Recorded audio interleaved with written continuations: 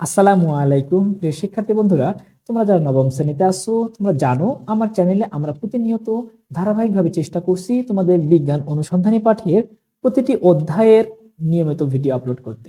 বন্ধুরা, এর ধারাবাহিকতায় আজকে আমরা আলোচনা করব তোমাদের বিজ্ঞান অনুসন্ধানী পাঠের অধ্যায় 5 পদার্থের গঠন। এই অধ্যায়ের খুবই গুরুত্বপূর্ণ একটি টপিক, সেটি হচ্ছে বোর পরমাণু মডেল। তো বন্ধুরা, এই অধ্যায়ে ইতোমধ্যে আমরা 2টি পর্ব আপলোড করেছি। অবশ্যই তোমরা সেগুলো আগে দেখে নিবে, কারণ তোমাদের নতুন কারিকুলামটা এমন ভাবে তৈরি করা আছে, এখানে একটা টপিক না বুঝলে পরবর্তী টপিকটা আসলে তুমি বুঝবে না। তো বন্ধুরা, অবশ্যই তোমরা পূর্বের ভিডিওগুলো আগে দেখে নিবে, সেগুলোর লিংক আমি আমার এই ভিডিওর ডেসক্রিপশন বক্সে দিয়ে রাখবো। বন্ধুরা দেখো, আমরা আজকে আলোচনা করছি নিলস বোর, অর্থাৎ এই যে বোর পরমাণু মডেল, এখানে এই যে বোর এর পূর্ণ নাম হচ্ছে নিলস বোর। এই বোরের পূর্ণ নাম কি বন্ধুরা? Nils bore. একটু ভালোভাবে মনে রাখবা তোমরা এটা। তাহলে বোর পরমাণু মডেল আমরা পড়তেছি, এই বোরের সম্পূর্ণ নাম হচ্ছে কি? Nils bore. তো বন্ধুরা, নিলস বোর, একটু সালটা মনে রাখবা, 1913 সালে। 1913 সালে সর্বপ্রথম পরমাণু নিয়ে একটা গবেষণা করেন এবং সেই গবেষণা লব্ধ কিছু ফলাফল তিনি প্রকাশ করেন। যেহেতু বিজ্ঞানী নিলস বোর এই গবেষণাটা সম্পূর্ণ করেছেন এবং কিছু ফলাফল বা সাফল্যে বা কিছু সিদ্ধান্ত তিনি দিয়েছিলেন, এজন্যই তার নাম অনুসারে তার মডেলটিকে বা তার দেওয়া সিদ্ধান্তগুলোকে বোর পরমাণু মডেল বলা হয়। বন্ধুরা, বোর পরমাণু মডেলের সবচেয়ে বড় একটি সাফল্য ছিল কক্ষপথের ধারণা। আমরা আজকে প্রথমত বোর পরমাণু মডেলের ব্যাপারটা আলোচনা করতেছি। তো প্রথম আমরা একটু বোর পরমাণু মডেলটাকে আলোচনা করি। তো বোর পরমাণু মডেলের সবচেয়ে বড় একটা সাফল্য ছিল, সেটি হচ্ছে কক্ষপথের ধারণা দেয়া। কক্ষপথের ধারণা। বন্ধুরা, আমরা এবার থেকে চেষ্টা করব প্রতিটি ভিডিওতে আমরা লিখে লিখে তোমাদের স্লো, খুবই আস্তে আস্তে বোঝানো হবে। তাই অবশ্যই তোমরা ভিডিওগুলো একটু লং হলেও না টেনে সম্পূর্ণ দেখবে। দেখো বন্ধুরা, প্রথম যে কক্ষপথের ধারণা, তো কক্ষপথের ধারণা ব্যাপারটা কি? আসলে কক্ষপথ ব্যাপারটা আসলে কি মনে রাখবা, যে ইলেকট্রন গুলো, বিজ্ঞানী রাদারফোর্ড কি বলেছিলেন?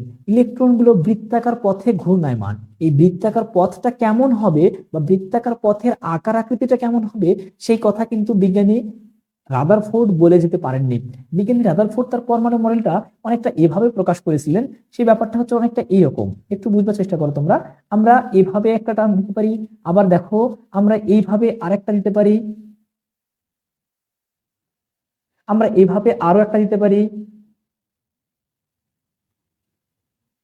বন্ধুরা, এই যে এরকম ব্যাপারটা ছিল হচ্ছে বিজ্ঞানী রাদারফোর্ডের পরমাণু মডেল, অর্থাৎ ইলেকট্রন গুলো, উনি বলেছিলেন যে ইলেকট্রন গুলো এরকম বৃত্তাকার কক্ষপথে ঘূর্ণায়মান, বৃত্তাকার কক্ষপথে ঘূর্ণায়মান। তো বন্ধুরা, পরবর্তীতে বিজ্ঞানী নিলস বোর বলেন যে না, ইলেকট্রন গুলো নির্দিষ্ট কক্ষপথে ঘূর্ণায়মান। কক্ষপথের ব্যাপারটা কেমন? ব্যাপারটা হচ্ছে অনেকটা এরকম। দেখো, আমরা যদি এই জায়গাতে একটি অঙ্কন করে নেই, এটাকে আমরা ধরে নিলাম প্রথম কক্ষপথ। আমরা কেন্দ্রে থাকবে হচ্ছে নিউক্লিয়াস, নিউক্লিয়াসে থাকবে প্রোটন এবং কি নিউট্রন। এরপরে আমরা এটাকে ধরে নিলাম প্রথম কক্ষপথ, এরপরে আমরা এটাকে ধরে নিলাম দ্বিতীয় কক্ষপথ, এরপরে আমরা এই যে এটাকে ধরে নেব তৃতীয় কক্ষপথ। অর্থাৎ নির্দিষ্ট আকার, তার আকার এবং আকৃতি থাকবে হচ্ছে নির্দিষ্ট। অর্থাৎ একটা কক্ষপথের সঙ্গে আরেকটা কক্ষপথের কোনো সংযোগ নেই। ভালো করে বুঝো, একটা কক্ষপথের সঙ্গে আরেকটা কক্ষপথের কোনো সংযোগ নেই, এই ব্যাপারটাকে আমরা বলি হচ্ছে কক্ষপথ। তো বিজ্ঞানী নিলস বোরের সবচেয়ে বড় একটা সাফল্য হলো কক্ষপথের ধারণা দেয়া। বিজ্ঞানী নিলস বোর সর্বপ্রথম এই যে কক্ষপথ সম্পর্কে ধারণা দিয়েছিলেন, উনি বলেছিলেন যে প্রথম কক্ষপথ বা 1 নম্বর কক্ষপথকে উনি নির্দিষ্ট একটা নাম দিয়েছিলেন, সেটা হচ্ছে কে। 2 নম্বর কক্ষপথকে উনি নাম দিয়েছিলেন এল, এবং 3 নম্বর কক্ষপথকে উনি নাম দিয়েছিলেন এম। এরপরে যদি চতুর্থ কক্ষপথে আসা হয়, তাহলে নাম চলে আসবে কি? এন। অর্থাৎ অনুরূপ ভাবে উনি নামকরণ করেছিলেন। এরপরে দেখো কে, এল, এম, এন, তারপরে ও, এরপরে পি, এভাবে চলে আসবে। অর্থাৎ এভাবে কক্ষপথগুলো চলমান। মনে রাখবা, যেখানে কে ইকুয়াল হচ্ছে 1, অর্থাৎ যদি কখনো বলে যে কে কক্ষপথ, তার মানে 1 নম্বর কক্ষপথে আছে ইলেকট্রনটি। যদি বলা হয় এল তম কক্ষপথ, তার মানে 2 নম্বর কক্ষপথ।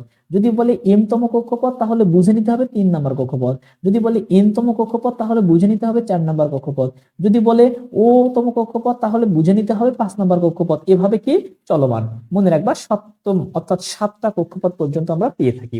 তো তো বন্ধুরা, এই যে বিজ্ঞানী নিলস বোরের সবচেয়ে বড় একটা সাফল্য ছিল এই যে কক্ষপথ সম্পর্কে ধারণা দেয়া। উনি বলেন যে ইলেকট্রনগুলো চারদিকে ঘোরে এবং নির্দিষ্ট কক্ষপথে ঘোরে, অর্থাৎ এরকম কক্ষপথে ইলেকট্রনগুলো ঘোরে এবং ওই কক্ষপথে নির্দিষ্ট একটা সীমা থাকে, অর্থাৎ সেই সীমানার মধ্যেই সেই ইলেকট্রনগুলো কি থাকে, ঘুরতে থাকে।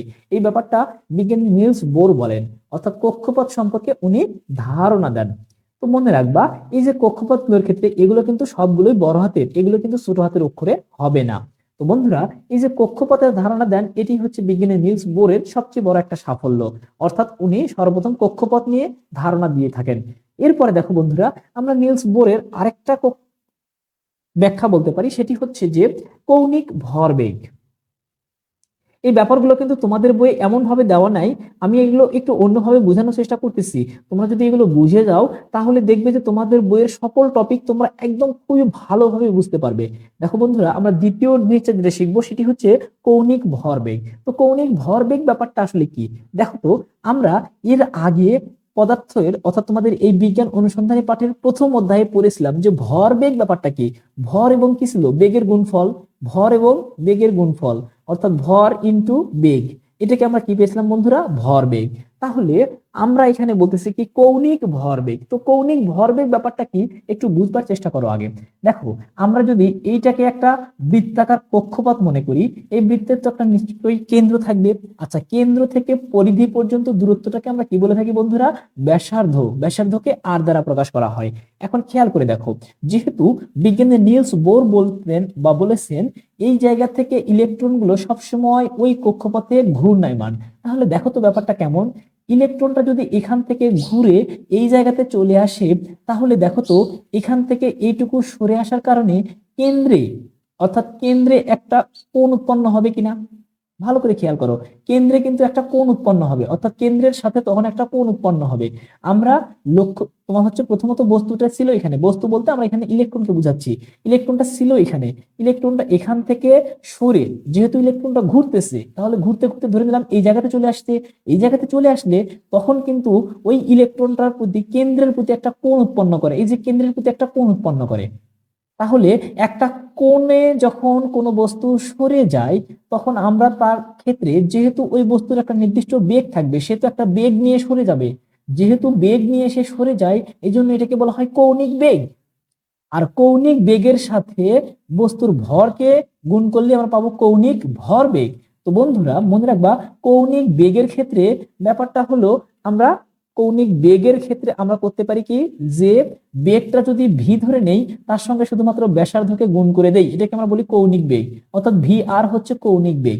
এখন খেয়াল করো, ইলেকট্রন যেহেতু এই জায়গা থেকে এই জায়গাতে যাচ্ছে, আমরা জানি যে ইলেকট্রনের নির্দিষ্ট একটা বেগ আছে, ইলেকট্রনের নির্দিষ্ট একটা ভর আছে। ইলেকট্রনের যেহেতু নির্দিষ্ট একটা ভর আছে, একটু পরে আমি এগুলো লিখে দিচ্ছি অবশ্য। দেখো, ইলেকট্রনের যেহেতু নির্দিষ্ট একটা ভর আছে, তাহলে নির্দিষ্ট ভরের একটা জিনিস এখান থেকে এই জায়গাতে সরে গেলে তার একটা বেগ থাকবে এবং সেই কি কেন্দ্রের সঙ্গে পরিধি পর্যন্ত একটা দূরত্ব থাকবে। তাহলে কৌণিক বেগ হলো ভি আর। যেহেতু আমরা বলতেছি কৌণিক ভর বেগ, তার মানে কি ভর এবং বেগের গুণফল। তাহলে যেহেতু ইলেকট্রনের ভরকে প্রকাশ করা হয় এম দ্বারা, ইলেকট্রনের ভরকে প্রকাশ করা হয় এম দ্বারা, তাহলে আমরা কৌণিক ভরবেগ সমান সমান কি পাচ্ছি? এম ভি আর। মনে রাখবা, কৌণিক ভরবেগ এম ভি আর ইকুয়াল, এটা সূত্র ডিরেক্ট মুখস্থ করতে হবে তোমাদের, এম ভি আর ইকুয়াল এন এইচ ভাগ 2 পাই। বন্ধুরা, এখানে একটু তোমাদের পরিচিত হতে হবে এই ব্যাপারগুলো। এখানে এমটা হচ্ছে কি ইলেকট্রনের ভর, এম হচ্ছে কি ইলেকট্রনের ভর। আমি ইলেকট্রন কি দ্বারা প্রকাশ করে দিচ্ছি? ইলেকট্রনের ভর। তো ইলেকট্রনের ভরটা মান কত বন্ধুরা? আমরা জানি যে ইলেকট্রনের ভরের মান হচ্ছে 9.1 ইন্টু 9.11 ইন্টু 10 ইনভার্স 31, এটা হচ্ছে কেজি এককে। তাহলে দেখো, আমরা কিন্তু পেয়ে গেলাম যে ইলেকট্রনের ভর, তার মানে এমটা হচ্ছে ইলেকট্রনের ভর যার নির্দিষ্ট মান আছে। এখানে ভিটা হচ্ছে ইলেকট্রনের গতিবেগ, ইলেকট্রনের গতিবেগ, অর্থাৎ ইলেকট্রনটা যে কক্ষপথে ঘুরতেছে সেই কক্ষপথে কত বেগে ঘুরতেছে, অর্থাৎ ইলেকট্রনের গতিবেগ, ইলেকট্রন এর গতিবেগ। দেখো বন্ধুরা, আমরা কিন্তু এগুলো নিশ্চয়ই বুঝে যাচ্ছি, একটু মনোযোগী হয়ে বুঝবার চেষ্টা করো, সহজে বুঝে যাবা। এরপর আরটাকে আমরা কি বলেছিলাম? ব্যাসার্ধ। আরটা হচ্ছে কি? কক্ষপথের ব্যাসার্ধ। যে কক্ষপথে ঘূর্ণায়মান থাকবে সেই কক্ষপথের নিশ্চয়ই একটা ব্যাসার্ধ থাকবে। যদি এই কক্ষপথে থাকে তাহলে এটুকু ব্যাসার্ধ। যদি এর পরের কক্ষপথে ঘূর্ণায়মান থাকে তাহলে ব্যাসার্ধের মানটা কি হবে? আর একটু বেড়ে যাবে না? অবশ্যই বেড়ে যাবে। তাহলে আমরা এটাকে কি বলবো? কক্ষপথের ব্যাসার্ধ। ভালো করে বোঝো কিন্তু। এরপর দেখো, আমরা পাচ্ছি এন। এই জায়গাতে এনটাকে বলা হয় কক্ষপথের সংখ্যা। এনটা কি বন্ধুরা? কক্ষপথের সংখ্যা বা প্রধান শক্তি স্তর। আমরা এটাকে বলতে পারি প্রধান শক্তি স্তর। আসলে প্রধান শক্তি স্তরটা কি? এই যে আমরা বললাম না, 1 নম্বর কক্ষপথ, 2 নম্বর কক্ষপথ, 3 নম্বর কক্ষপথ, 4 নম্বর কক্ষপথ, এগুলাকেই বলা হয় প্রধান শক্তি স্তর। এগুলোর কয়েকটা নাম আছে, তোমরা এগুলোকে প্রধান শক্তি স্তর বলতে পারো, শেল বলতে পারো। শেল, এটাকে আমরা প্রধান শক্তি স্তর বলতে পারি, অথবা আমরা শেল বলতে পারি, অথবা আমরা বলতে পারি অরবিট। আমরা এগুলো একই নাম কিন্তু। এগুলোকে আমরা কি বলতে পারি?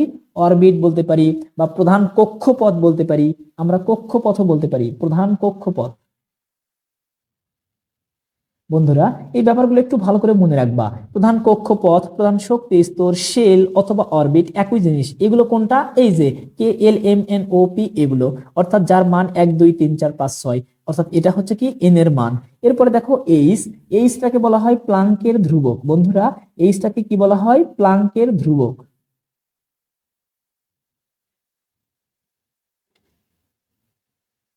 দেখো, এইচটাকে বলা হয় প্লাঙ্কের ধ্রুবক। যেহেতু বলতেছি আমরা ধ্রুবক, ধ্রুবক মানে তার একটা নির্ধারিত মান থাকবে। সেই মানটা কত?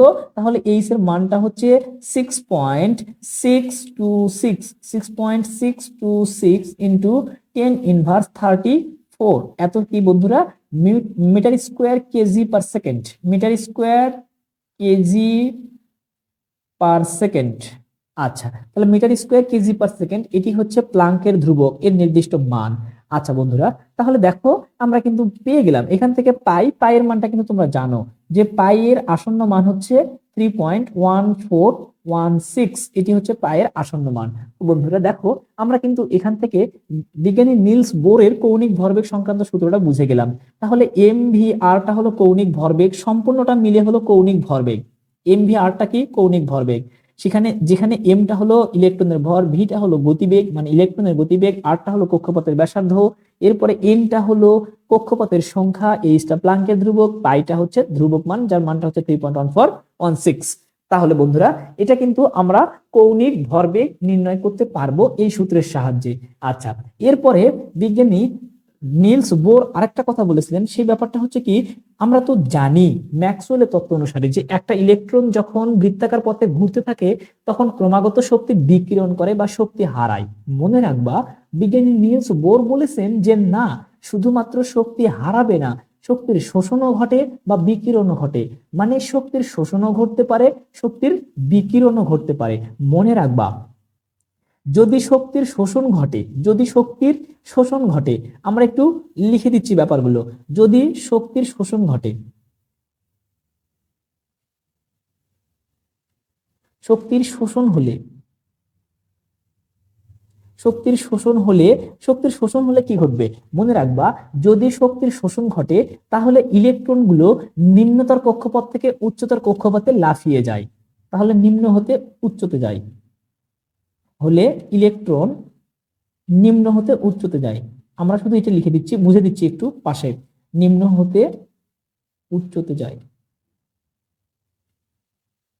নিম্ন হতে উচ্চতে যায়। আচ্ছা, ভালো করে বোঝো।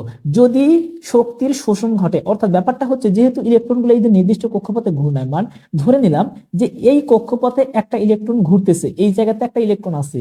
এই ইলেকট্রনটা যদি শক্তির শোষণ করে, শক্তির শোষণ করলে তাহলে ইলেকট্রনটা এই কক্ষপথ থেকে লাফ দিয়ে এই কক্ষপথে চলে আসবে, তার পরবর্তী কক্ষপথে চলে যাবে। এই ব্যাপারটাকে বলা হয় শক্তির শোষণ। অর্থাৎ যদি শক্তির শোষণ ঘটে, আমি বলে দিলাম যে ম্যাক্সওয়েল বলেছিল শক্তির বিকিরণ ঘটে, মানে শুধুমাত্র শক্তি হারায়। কিন্তু ব্যাপারটা হলো বিজ্ঞানী নিলস বোর বলেছেন যে না, শুধুমাত্র শক্তির শোষণ না, বিকিরণ এবং শোষণ উভয়ই ঘটে। অর্থাৎ যদি শক্তির শোষণ ঘটে তাহলে নিম্নতর কক্ষপথ থেকে ইলেকট্রন লাফিয়ে উচ্চতর কক্ষপথে যায়। আর যদি শক্তির বিকিরণ ঘটে, শক্তির যদি বিকিরণ ঘটে, শক্তির যদি বিকিরণ হয় তাহলে ইলেকট্রন উচ্চতর কক্ষপথ থেকে নিম্নতে আসে, উচ্চ হতে নিম্নতে আসে, উচ্চ হতে নিম্নতে আসে। দেখো বন্ধুরা, তাহলে আমরা কিন্তু পেয়ে গেলাম যদি শক্তির বিকিরণ ঘটে, মানে শক্তি যদি হারায়, শক্তি হারালে কি করবে, এবার ধরে নিলাম যে এই কক্ষপথেই কোনো একটা ইলেকট্রন ছিল, সেই ইলেকট্রনটা যদি শক্তি হারাতে থাকে তাহলে হারাতে হারাতে একসময় ওই কক্ষপথ থেকে ইলেকট্রনটা লাফ দিয়ে তার আগের কক্ষপথে চলে আসবে। এই ব্যাপারটাকে আমরা বলবো হচ্ছে শক্তির বিকিরণ। মানে ভালো করে বোঝো, যদি শক্তির বিকিরণ ঘটে বা শক্তি হারায় তাহলে উচ্চতর কক্ষপথ থেকে লাফ দিয়ে ইলেকট্রন নিম্নতর কক্ষপথে আসে। আর যদি শক্তির শোষণ ঘটে তাহলে ইলেকট্রন নিম্নতর কক্ষপথ থেকে লাফ দিয়ে উচ্চতর কক্ষপথে আসে। ভালো করে এই ব্যাপারটা একটু মনে রাখবা। তার মানে আমরা বুঝতে পারলাম যে ইলেকট্রনের যখন একটা কক্ষপথ থেকে আরেকটা কক্ষপথে ছিটকে যায় তখন শক্তির শোষণও ঘটতে পারে, শক্তির বিকিরণও ঘটতে পারে। আর এই যে শোষণ বা বিকিরণের সময় বিভিন্ন বর্ণের আলোক রশ্মির সৃষ্টি হয়, এই আলোক রশ্মিগুলোকেই বলা হয় পারমাণবিক বর্ণালী।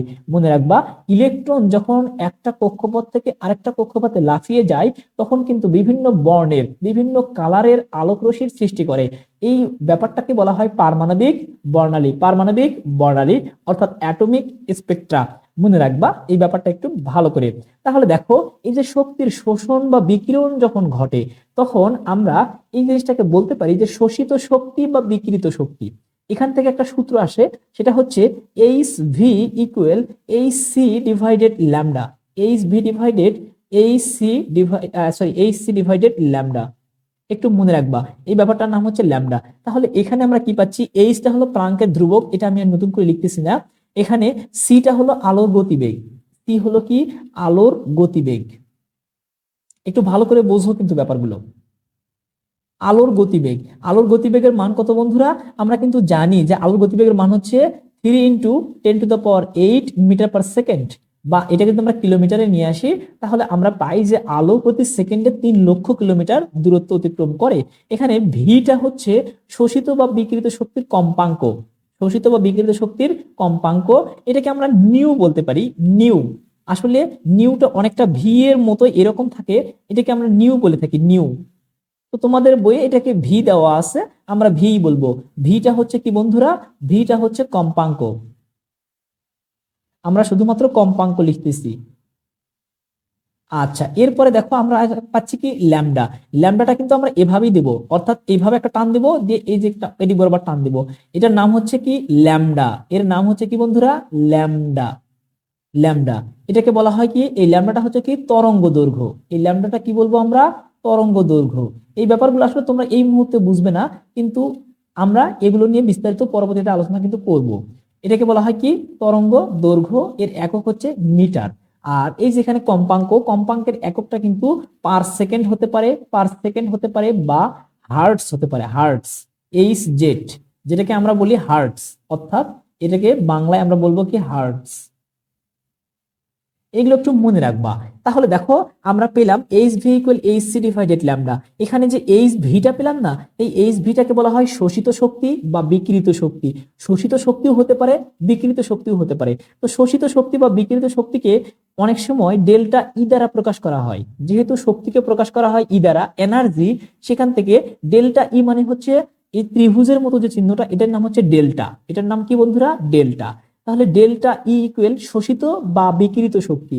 তাহলে শোষিত বা বিকিরিত শক্তি সমান সমান আমরা লিখতে পারি E2 - E1, অর্থাৎ আমাদের উচ্চতর কক্ষপথ থেকে যেটা আসতেছে নিম্নতর কক্ষপথে যেটা আসতেছে।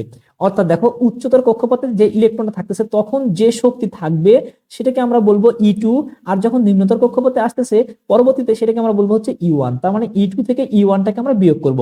এখানে এটা একটা সূত্র যে delta E equal E2 - E1। এখানে E2 - E1, এই যে ডেল্টা ই যেটা লিখলাম আমি, এই ডেল্টা ইর পরিবর্তে আমরা আবার লিখতে পারি যে ডেল্টা ই ইকুয়াল আমরা লিখতে পারি এইচ ভি। মনে রাখবা এই যে এইচ ভি, অর্থাৎ শোষিত বা বিকিরিত শক্তি। আমি বলে দিলাম এইচ ভিটা হচ্ছে শোষিত বা বিকিরিত শক্তি, যেটা হচ্ছে এইচ সি ডিভাইডেড ল্যামডা। এখানে এই যে এইচ ভি অর্থাৎ শোষিত বা বিকিরিত শক্তি, সেটাকে আমরা ডেল্টা ই দ্বারা প্রকাশ করতে পারি। আর ডেল্টা ই ইকুয়াল আমরা লিখতে পারি E2 মাইনাস E1। অর্থাৎ এই কক্ষপথে যেটা আছে সেটার ক্ষেত্রে যদি আমরা E2 ধরে থাকি, এটার ক্ষেত্রে ছিটকে আসার পরে এই কক্ষপথটাকে আমরা যদি E1 ধরে নেই, তাহলে আমার শোষিত বা বিকিরিত শক্তি নির্ণয়ের সূত্রটা হলো E2 মাইনাস E1। বন্ধুরা, এটি হচ্ছে আমাদের কৌণিক ভরবেগ। যখন একটা বস্তু ঘুরতেছে, ইলেকট্রন ঘুরতেছে, তখন ইলেকট্রন একটা কক্ষপথ থেকে ছিটকে লাফিয়ে আরেকটা কক্ষপথে যায়, তখন আমাদের শোষিত বা বিকিরিত শক্তির মান। তো বন্ধুরা, আমরা এই যে বিজ্ঞানী নিলস বোরের সাফল্যগুলো কি কি বলতে পারি দেখো তো। আমরা প্রথম সাফল্য বলতে পারি কক্ষপথের ধারণা। অর্থাৎ বিজ্ঞানী নিলস বোর কক্ষপথ সম্পর্কে ধারণা দিয়েছিলেন। অর্থাৎ কক্ষপথ কেমন হবে উনি বলেছিলেন যে বৃত্তাকার কক্ষপথ এবং তারা সুনির্দিষ্ট, অর্থাৎ নির্দিষ্ট দূরত্ব বজায় রেখে কক্ষপথটা ঘুরতে থাকে বা ইলেকট্রন গুলো ঘুরতে থাকে। এরপরে বিজ্ঞানী নিলস বোর আরেকটা বলেন কি, শোষিত শক্তি বা বিকিরিত শক্তি। অর্থাৎ বিজ্ঞানী নিলস বোর বলেন যে পরমাণুর ক্ষেত্রে শক্তির শোষণও ঘটতে পারে, পরমাণুর ক্ষেত্রে শক্তির বিকিরণও ঘটতে পারে। যেটা আমরা দেখলাম যে শক্তির শোষণও ঘটে, শক্তির বিকিরণও ঘটে। এরপরে আরেকটা কথা উনি বলেন যে শক্তির যদি শোষণ ঘটে, আমি যেটা বলে দিলাম একটু আগে, যদি শক্তির শোষণ ঘটে তাহলে নিম্নতর কক্ষপথ থেকে উচ্চতর কক্ষপথে যায় লাফ দিয়ে, অর্থাৎ নিম্নতর কক্ষপথ থেকে লাফ দিয়ে উচ্চতর কক্ষপথে যায়। আর যদি শক্তির বিকিরণ ঘটে তাহলে উচ্চতর কক্ষপথ থেকে লাফ দিয়ে নিম্নতর কক্ষপথে আসে। তাহলে এগুলো ছিল হচ্ছে বিজ্ঞানী নিলস বোরের সাফল্য। ও আরেকটা সাফল্য আমরা বলতে পারি, সেটি হচ্ছে এক ইলেকট্রন বিশিষ্ট অর্থাৎ হাইড্রোজেন পরমাণুর পারমাণবিক বর্ণালী ব্যাখ্যা করতে পারে। মনে রাখবা, যদি আমার রাদারফোর্ড পরমাণু মডেলটা না দেখে থাকো অবশ্যই দেখে নিবা। আমরা রাদারফোর্ড পরমাণু মডেলে বলেছিলাম যে রাদারফোর্ড শুধুমাত্র হাইড্রোজেন পরমাণু, অর্থাৎ হাইড্রোজেন পরমাণু ব্যতীত অন্য কোন পরমাণুর পারমাণবিক মডেল ব্যাখ্যা করতে পারে না। 118টার মধ্যে শুধু হাইড্রোজেন পারে। আর তোমার হচ্ছে বোরের পরমাণু মডেল অনুসারে এক ইলেকট্রন বিশিষ্ট এক ইলেকট্রন বিশিষ্ট এক ইলেকট্রন বিশিষ্ট পরমাণুগুলোর পারমাণবিক বর্ণালী ব্যাখ্যা করতে পারে। এক ইলেকট্রন বিশিষ্ট পরমাণুর পারমাণবিক বর্ণালী ব্যাখ্যা করতে পারে। পারমাণবিক বর্ণালী ব্যাখ্যা করতে পারে। পারমাণবিক বর্ণালী ব্যাখ্যা করতে পারে আমরা লিখতেছি। দেখো বন্ধুরা, তাহলে আমরা কিন্তু পেয়ে গেলাম যে শুধুমাত্র এক ইলেকট্রন বিশিষ্ট, যেমন এক ইলেকট্রন বিশিষ্ট মৌলগুলো কি, আমরা হাইড্রোজেন নিতে পারি। আমরা একটু সাইডে দেখে দিচ্ছি, এটা এক ইলেকট্রন বিশিষ্ট পরমাণু আছে, এখানে দেখে দিচ্ছি। এক ইলেকট্রন বিশিষ্ট পরমাণু হাইড্রোজেন হতে পারে, কারণ হাইড্রোজেনের ইলেকট্রন সংখ্যা এক। এরপরে দেখো আমরা helium positive ion, helium positive ion হতে পারে। হিলিয়াম যদি শুধুমাত্র পজিটিভ আয়ন হয় তার মানে কি হিলিয়াম একটা ইলেকট্রন ত্যাগ করেছে। তোমরা এটুকু বুঝে নিতে হবে, যদি কোনো মৌল ইলেকট্রন ত্যাগ করে তাহলে প্লাস আকার ধারণ করে। যতটা ত্যাগ করবে, যদি একটা ত্যাগ করে তাহলে মাথার উপরে একটা প্লাস, যদি দুইটা ত্যাগ করে, যেমন আমি যদি বলি লিথিয়াম, তাহলে দেখো লিথিয়াম আমি মাথার উপর লিখলাম 2 প্লাস, তার মানে লিথিয়াম দুটো ইলেকট্রন ত্যাগ করেছে। অর্থাৎ ভালো করে বোঝো কিন্তু, হাইড্রোজেনের পরমাণুর পারমাণবিক সংখ্যা এক, তার মানে এর ইলেকট্রন সংখ্যাও এক, তাহলে এর ইলেকট্রন এক। আবার ভালো করে দেখো, তাহলে হাইড্রোজেনের ইলেকট্রন পেলাম এক। এরপরে দেখো বন্ধুরা, হিলিয়ামের পারমাণবিক সংখ্যা দুই, তার মানে ইলেকট্রন সংখ্যাও দুই। যখন পরমাণু আকারে থাকে সেখান থেকে হিলিয়াম একটা ইলেকট্রন যদি ত্যাগ করে তাহলে হিলিয়ামের বর্তমানে ইলেকট্রন থাকবে কয়টা? একটা। একটু ভালো করে মনে রাখবা, অর্থাৎ হিলিয়াম পরমাণুর ইলেকট্রন হলো দুইটা, এই দুইটা থেকে একটা ইলেকট্রন হিলিয়াম ত্যাগ করেছে, ত্যাগ করলে প্লাস আকার ধারণ করে, আমি বলে দিলাম। তাহলে একটা ইলেকট্রন যদি এখান থেকে ত্যাগ করে, এই দুটো থেকে ত্যাগ করা মানে কাউকে দান করে দেওয়া, ত্যাগ করা মানে কাউকে দান করে দেওয়া। তো ধরে নাও ব্যাপারটা এরকম যে হিলিয়ামের কাছে ছিল 2 টাকা, সে যদি 1 টাকা কাউকে দান করে দেয় তাহলে তার বর্তমানে কয় টাকা থাকবে? 1 টাকা। সেই 1 টাকা আমরা কি বলতেছি? ইলেকট্রন। তার মানে হিলিয়ামের ছিল 2টা ইলেকট্রন, পরমাণু আকারে থাকলে প্রোটন সংখ্যা এবং ইলেকট্রন সংখ্যা সমান থাকে। আমি গতকাল বলেছিলাম বা গত পর্বে বলেছিলাম যে হিলিয়াম যখন একটা পরমাণু আকারে থাকবে তখন তার ভিতরে প্রোটন থাকবে 2টা, এই 2টা কি থাকবে? প্রোটন। আবার কি থাকবে? 2টা ইলেকট্রন, অর্থাৎ ইলেকট্রন এবং প্রোটন সমান থাকে। কিন্তু যদি ত্যাগ করে তখন শুধুমাত্র ইলেকট্রন ত্যাগ করে, প্রোটন কিন্তু কখনো ত্যাগ করতে পারে না, এটা মনে রাখবা। প্রোটন কখনো ত্যাগ করতে পারে না, শুধুমাত্র ইলেকট্রন ত্যাগ করতে পারে। তাহলে ইলেকট্রন ত্যাগ করলে, তাহলে 2টা ইলেকট্রন থেকে যদি একটা ইলেকট্রন ত্যাগ করে দেয়, ইলেকট্রন থাকবে একটা। তার মানে এই যে হিলিয়াম পজিটিভ আয়নের ইলেকট্রন সংখ্যা কত, 1। এরপর দেখো বন্ধুরা লিথিয়াম টু পজিটিভ আয়ন, লিথিয়ামের ছিল 3টা, অর্থাৎ প্রোটন সংখ্যা যদি 3 হয় তার মানে পারমাণবিক সংখ্যা 3, আর পারমাণবিক সংখ্যা 3 হলে ইলেকট্রন সংখ্যাও 3। বলে দিলাম যে একটা পরমাণু যখন পরমাণু আকারে থাকে তখন ইলেকট্রন এবং প্রোটন সমান, তার মানে এর ইলেকট্রন সংখ্যা 3, সেই 3টা থেকে সে কি করেছে 2+, অর্থাৎ দুটো ইলেকট্রন ত্যাগ করেছে। তাহলে 3টা ইলেকট্রন থেকে যদি 2টা ইলেকট্রন ত্যাগ করে দেয় বা দান করে দেয়, তার মানে তার বর্তমানে ইলেকট্রন থাকবে কয়টা, একটা। দেখো আমরা কিন্তু 1 ইলেকট্রন বিশিষ্ট, এরপরে আমরা এভাবেও বলতে পারি যে বেরিলিয়াম 3+, অর্থাৎ বেরিলিয়াম 3টা ইলেকট্রন ত্যাগ করলো, বেরিলিয়ামের পারমাণবিক সংখ্যা 4, তার মানে ইলেকট্রন সংখ্যা 4, 4টা থেকে সে যদি 3টা ইলেকট্রন ত্যাগ করে তার মানে তার বর্তমান ইলেকট্রন সংখ্যা কত, 1। অর্থাৎ তোমার হচ্ছে বোর পরমাণু মডেল অনুসারে শুধুমাত্র 1 ইলেকট্রন বিশিষ্ট পরমাণুগুলোর পারমাণবিক বর্ণালী, এই যে বিভিন্ন বর্ণের আলোক রশ্মি সৃষ্টি হয়, এই আলোক রশ্মিটাকে আমরা কি বললাম, পারমাণবিক বর্ণালী। এই পারমাণবিক বর্ণালীগুলো ব্যাখ্যা করতে পারে কোন মৌলগুলোর, শুধুমাত্র যারা 1 ইলেকট্রন বিশিষ্ট। অর্থাৎ এই যে এই জায়গাতে আমরা যেগুলো দেখালাম শুধুমাত্র এই মৌলগুলোর ক্ষেত্রে পারমাণবিক বর্ণালী ব্যাখ্যা করতে পারে। বন্ধুরা এই হচ্ছে নিলস বোরের সাফল্য। এখন দেখো নিলস বোরের কিন্তু ভুল ছিল, ভুলগুলোকে আমরা কি বলতেছি বন্ধুরা, সীমাবদ্ধতা। ভালো করে একটু বুঝো, সীমাবদ্ধতা। নিলস বোরের কিন্তু কিছু ভুল ছিল, ভুল তার মধ্যে 1 নম্বর ভুল কি জানো, এই যে দেখো 1 ইলেকট্রন বিশিষ্ট মৌলগুলোর ক্ষেত্রে পারমাণবিক বর্ণালী ব্যাখ্যা করতে পারে। আচ্ছা একটা জিনিস খেয়াল করো তো, পর্যায় সারণীতে 118টা মৌল আছে, এই 118টা মৌলের মধ্যে সবাই কি 1 ইলেকট্রন বিশিষ্ট হবে, না, কখনোই হবে না। এই জন্য 1 ইলেকট্রন বিশিষ্টের বাহিরে যারা তাদেরকে ব্যাখ্যা করতে পারে না, অর্থাৎ 1-এর অধিক ইলেকট্রন বিশিষ্ট পরমাণুগুলোর পারমাণবিক বর্ণালী ব্যাখ্যা করতে পারে না। এগুলো তোমরা একটু লিখে নিবে। তাহলে 1-এর অধিক ইলেকট্রন বিশিষ্ট পারমাণবিক বর্ণালী ব্যাখ্যা করতে পারে না, এটা হচ্ছে একটা ভুল। আমরা শুধুমাত্র বলতেছি, এগুলো তোমরা একটু ভালো করে লিখে নিবে। তাহলে বোর পরমাণু মডেলের দ্বিতীয় একটা ভুল আমরা কি বলতে পারি, বোর পরমাণু মডেলের দ্বিতীয় একটা ভুল হলো এই যে শোষিত বা বিকিরিত শক্তির ক্ষেত্রে, অর্থাৎ যখন ইলেকট্রনগুলো একটা কক্ষপথ থেকে আরেকটা কক্ষপথে লাফ দিয়ে চলে যায় তখন বিভিন্ন বর্ণের আলোক রশ্মি সৃষ্টি হয়। কিন্তু নিলস বোর বলেছিলেন যে আলোক রশ্মি আসলে একটা হয়, মানে বলেছিলেন যে একটা মাত্র আলোক রশ্মির সৃষ্টি হয়, একটা কক্ষপথ থেকে আরেকটা কক্ষপথে ইলেকট্রন যখন লাফিয়ে যায় তখন একটা মাত্র আলোক রশ্মির সৃষ্টি হয়, একই বর্ণের আলোক রশ্মির সৃষ্টি হয়। কিন্তু পরবর্তীতে দেখা যায় যে না, একটা কক্ষপথ থেকে যখন ইলেকট্রন আরেকটা কক্ষপথে লাফিয়ে যায় তখন বিভিন্ন বর্ণের, অর্থাৎ বেগুনি, তোমার হচ্ছে নীল, অর্থাৎ আমরা একটু এভাবে বলতে পারি যে রংধনুর 7 রঙের মতো বর্ণের সৃষ্টি হয়, আলোক রশ্মির সৃষ্টি হয়। তো রংধনুর 7 রঙকে সহজে মনে রাখার তোমরা উপায় জানো, যে রংধনুর 7 রঙকে আমরা এইভাবে সহজে মনে রাখতে পারি যে বেনি আসহ কলা, বেনি আসহ কলা, এটা তোমরা মনে রাখলেই তাহলে দেখবে রংধনু 7 রঙকে মনে রাখতে পারবা। এইতে বেতে হচ্ছে বেগুনি, নিতে হচ্ছে নীল, আতে হচ্ছে আসমানি, শতে হচ্ছে সবুজ, হতে হচ্ছে হলুদ, কতে হচ্ছে কমলা, লাতে হচ্ছে লাল। এগুলো হচ্ছে তোমার হচ্ছে রংধনুর 7 রং। এই যে রংধনুর 7 রং এরকম 7 রঙের সৃষ্টি করে একটা কক্ষপথ থেকে আরেকটা কক্ষপথে যখন ইলেকট্রন ছিটকে যায়। তো নিলস বোর বলেছিলেন এক কালারের একটা বর্ণের আলোক রশ্মি সৃষ্টি হবে, কিন্তু পরবর্তীতে সূক্ষ্ম অণুবীক্ষণ যন্ত্রের সাহায্যে দেখা যায় যে না, এখানে বিভিন্ন বর্ণের আলোক রশ্মির সৃষ্টি হয়। তাহলে এটাকে আমরা একটা ভুল বলতে পারি।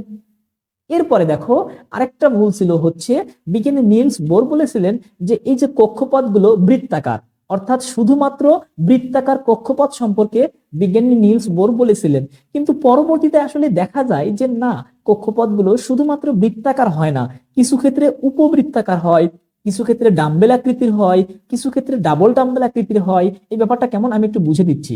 দেখো এই যে এটাকে বলা হয় ডাম্বেল আকৃতির, এই ব্যাপারটাকে বলা হয় কি বন্ধুরা, ডাম্বেল আকৃতি। আবার দেখো আমরা যদি এর মাঝখান দিয়ে আরেকবার নিয়ে যাই এটাকে বলা হয় ডাবল ডাম্বেল আকৃতি।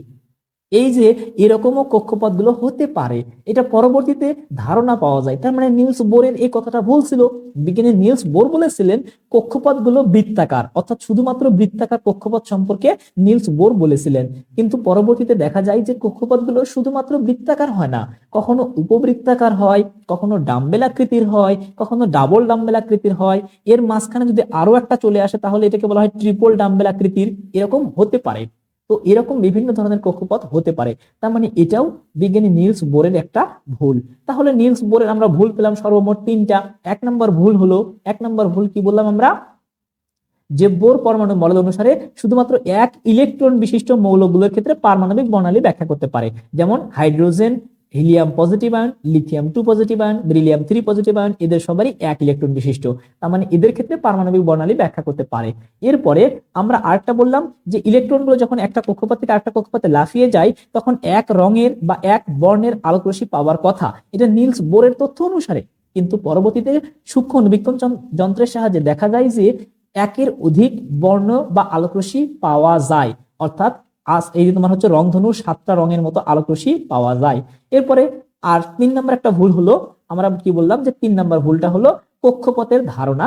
বিজ্ঞানী নিলস বোর বলেছিলেন কক্ষপথগুলো হবে বৃত্তাকার, অর্থাৎ কেউ কারোর সঙ্গে সংযুক্ত না, কেউ কারোর সঙ্গে সংযুক্ত না, এই কথাটা বিজ্ঞানী নিলস বোর বলেছিলেন। কিন্তু পরবর্তীতে দেখা যায় সূক্ষ্ম অণুবীক্ষণ যন্ত্রের সাহায্যে, তাহলে আমরা দেখতে পাই যে কক্ষপথগুলো কখনো ডাম্বেল আকৃতির হয়, ডাবল ডাম্বেল আকৃতির হয়, উপবৃত্তাকার হয়।